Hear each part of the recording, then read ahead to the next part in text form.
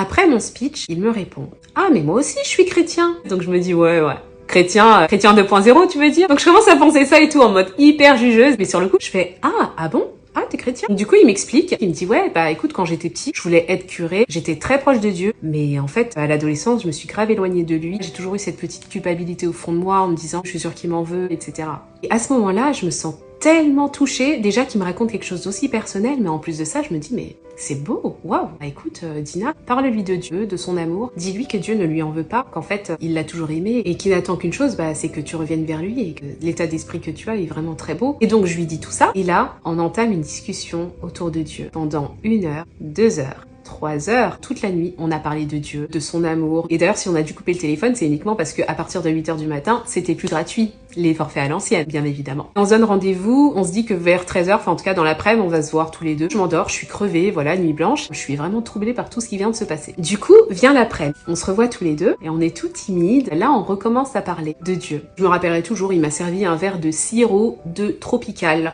C'est pas important, sinon c'est pas intéressant. On recommence à parler de Dieu et là, on passe une journée merveilleuse, vraiment parfaite. On sort, on va au parc, on rigole. Franchement, c'était génial. On va dans des endroits qu'on connaissait pas à Nancy. Je me rappellerai toujours qu'on était morts de rire. C'était une journée juste parfaite. Il faisait beau, il y avait le soleil.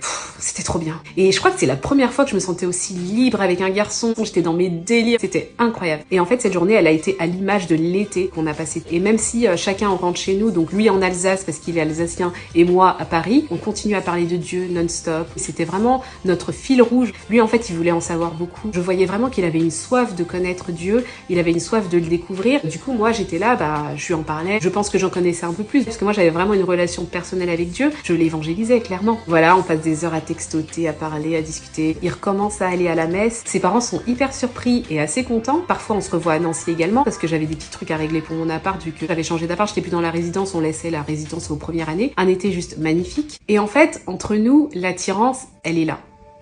Mais elle reste taboue, ça veut dire que à partir du moment où on a discuté, où on s'est dit les termes, moi je lui ai dit voilà, je peux pas être plus qu'une amie pour toi. À partir du moment où on a commencé à parler de Dieu à fond, etc., c'est un peu comme s'il y avait une sorte de contrat, c'est rien de plus qu'une amitié.